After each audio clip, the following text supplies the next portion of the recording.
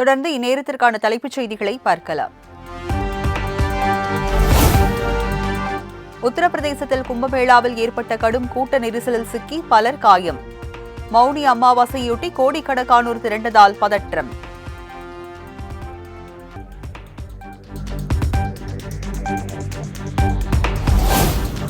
உத்தரப்பிரதேச முதலமைச்சர் யோகி ஆதித்யநாத்துடன் பிரதமர் மோடி உரையாடல். கும்பமேளா கூட்ட நெரிசல் நிலவரம் குறித்து 2 முறை தொலைபேசி வாயிலாக தொடர்பு கொண்டு பேசியதாக தகவல்.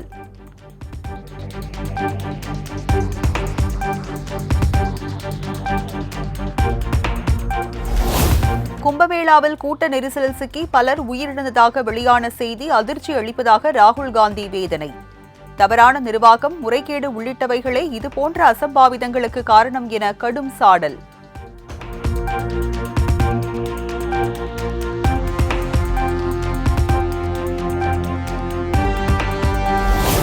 கும்பமேளாவில் கூட்ட நெரிசலால் நீராட விதிக்கப்பட்ட இடைக்கால தடை நீக்கம். திரிவேணி சங்கமத்தில் மீண்டும் நீராடத் தொடங்கிய பக்தர்கள்.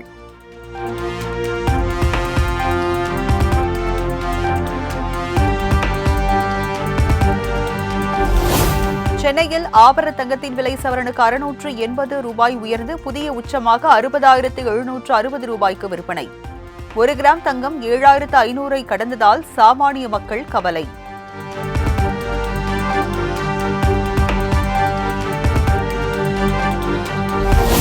வெற்றிகரமாக விண்ணில் பாய்ந்தது இஸ்ரோவின் 100வது ராக்கெட்டான GSLV F-15. ஸ்ரீஹரிகோட்டாவில் இருந்து திட்டமிட்டபடி விண்ணில் ஏவப்பட்டது. Liftoff normal. Magnificent liftoff of GSLV F-15 NVS-02 mission. 100th launch mission of ISRO embarks on its journey. Plus 20 seconds. विहंगम दृश्य सफलतापूर्ण उत्थापन GSLV F-15 रॉकेट का चारों L-40s तथा कोर बूस्टर S-139.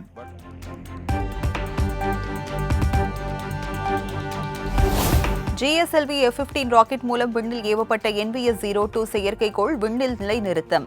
துல்லியமான வழி செலுத்தல் பணிக்காக அனுப்பப்பட்ட செயற்கைக்கோள் வெற்றிகரமாக நிலைநிறுத்தப்பட்டுள்ளதாக இஸ்ரோ தகவல்.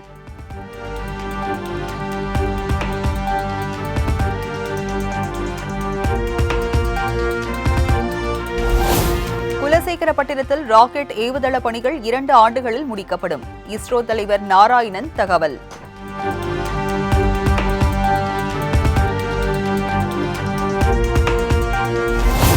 தமிழ்நாட்டில் அரசு பணி காலி இடங்களின் எண்ணிக்கை 6.5 லட்சமாக அதிகரித்திருப்பது திமுக ஆட்சியின் தோல்விக்கு எடுத்துக்காட்டு.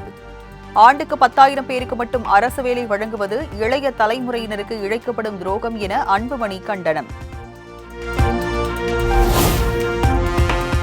தை அமாவாசையொட்டி கடற்கரைகள் மற்றும் ஆற்றங்கரைகளில் குவிந்த மக்கள். முன்னோர்களுக்கு தர்ப்பணம் கொடுத்து வழிபாடு.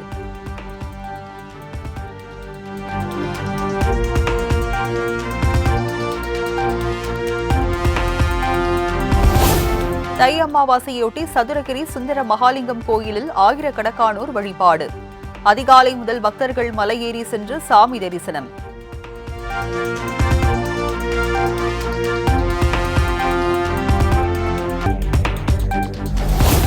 கடலூர் மாவட்டம் மருங்கூரில் நடைபெற்று வரும் அகழாய்வில் உடைந்த நிலையில் இரும்பு கத்தி கண்டெடுப்பு. அமைச்சர் தங்கம் தென்னரசு எக்ஸ் வலைதளத்தில் பதிவு.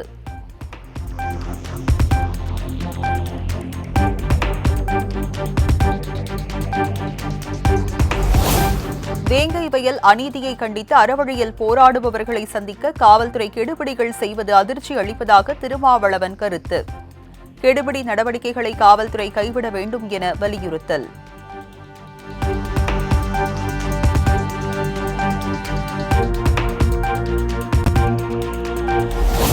ஈரோட்டில் தேர்தல் விதிமீறல் புகாரில் சீமான் உள்ளிட்ட 10 பேர் மீது போலீசார் வழக்கு பதிவு. நிர்ணயிக்கப்பட்ட நேரத்தை மீறி அதிக நேரம் பிரச்சாரம் மேற்கொண்டதால் நடவடிக்கை.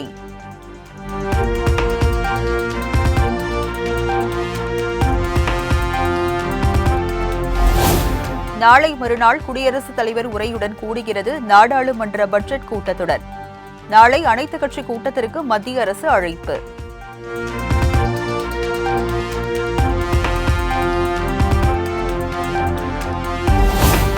முதலமைச்சர் மு.க.ஸ்டாலின் தலைமையில் இன்று திமுக எம்பிக்கள் கூட்டம்.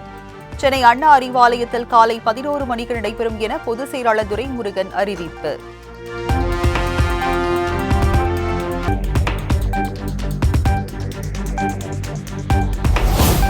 சென்னை பனையூரில் தமிழக வெற்றிக் கழக மாவட்ட செயலாளர்கள் நியமனம் குறித்து இன்று 2ஆம் கட்ட ஆலோசனைக் கூட்டம். மாவட்ட செயலாளர்கள் குறித்த 2ஆம் கட்ட பட்டியல் வெளியாக உள்ளதாக தகவல்.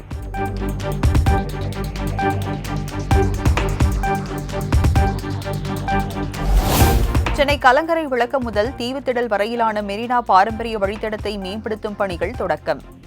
சிற்ப தோட்டங்கள், அகலமான நடைபாதைகள் அமைக்க திட்டம். பூவிருந்தவள்ளி தேசிய புலனாய்வு சிறப்பு நீதிமன்றத்தில் நீதிபதியை நோக்கி காலணிகளை வீசிய ரவுடி கருக்கா வினோத் தன்னை விடுதலை செய்ய வேண்டும் என ஆவேசமாக முழக்கமிட்டதால் பரபரப்பு.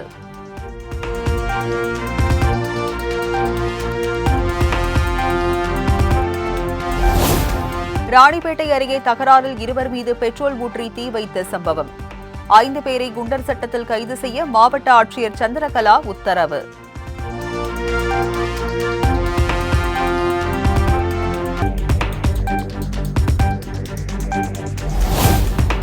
மாதாந்திர பராமரிப்பு பணி காரணமாக பழனி தண்டாயுதபாணி கோவிலில் நாளை ஒருநாள் மட்டும் ரோப்கார் சேவை ரத்து.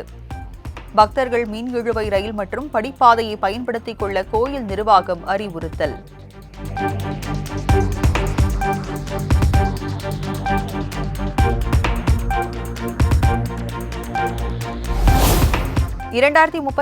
ஆண்டு ஒலிம்பிக் போட்டியை இந்தியாவில் நடத்த முயற்சித்து வருகிறோம்.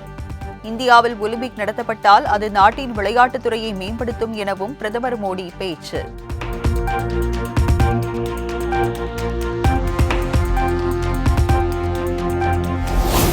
இந்திய உள்நாட்டு விவகாரங்களில் கனடா தலையிடக்கூடாது என வெளியுறவுத்துறை வலியுறுத்தல்.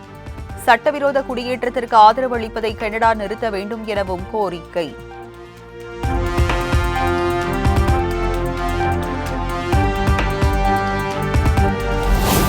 பொது சிவில் சட்டத்தை ஒட்டுமொத்த நாட்டிற்கும் அமல்படுத்த வாய்ப்பில்லை.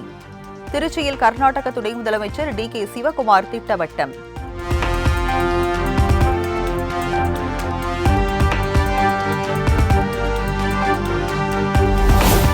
வகுப்பு திருத்த மசோதாவுக்கான 14 மாற்றங்களை ஏற்றுக்கொள்வதை உறுதி செய்ய நாடாளுமன்ற கூட்டுக்குழு கூட்டத்தில் இன்று வாக்கெடுப்பு. வரும் 31ஆம் தேதிக்குள் இறுதி அறிக்கை சமர்ப்பிக்கப்படும் என தகவல்.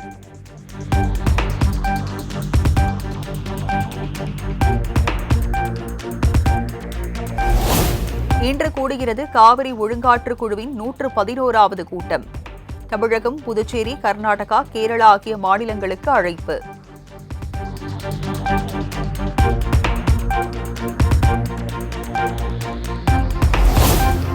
மத்திய உள்துறை அமைச்சர் அமித்ஷா வரும் 31ஆம் தேதி சென்னை வரவுள்ளதாக தகவல். முன்னாள் குடியரசு துணைத் தலைவர் வெங்கையா நாயுடு இல்ல திருமண விழாவில் பங்கேற்கிறார்.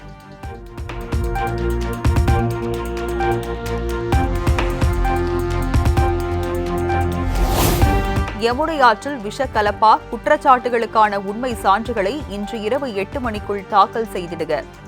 அரவிந்த் கெஜ்ரிவாலுக்கு தேர்தல் ஆணையம் உத்தரவு.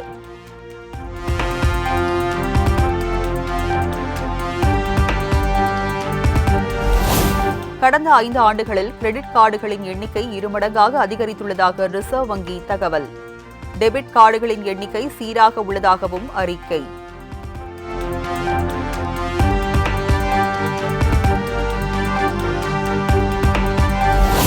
குடியரசு தின கொண்டாட்டத்தில் பங்கேற்ற ராணுவத்தின் பல்வேறு பிரிவுகள் பாசறை திரும்பும் மெல்லிசை நிகழ்ச்சி.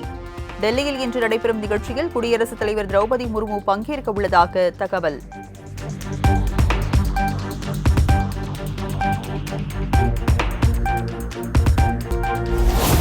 ஆர்க்டிக், அண்டார்டிக் பகுதிகளுக்கு ராக்கெட் அனுப்ப நாசா திட்டம். அவ்ரோரா அதிசய ஒளியை ஆய்வு செய்ய முடிவு.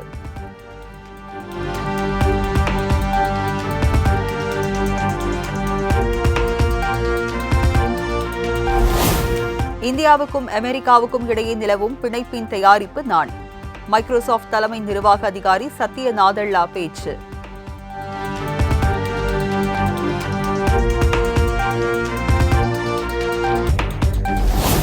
இந்தியாவுக்கு எதிரான 3வது T20 கிரிக்கெட் போட்டியில் இங்கிலாந்து அணி வெற்றி. 26 ரன்கள் வித்தியாசத்தில் இந்திய அணியை வீழ்த்தி முதல் வெற்றியை பதிவு செய்தது.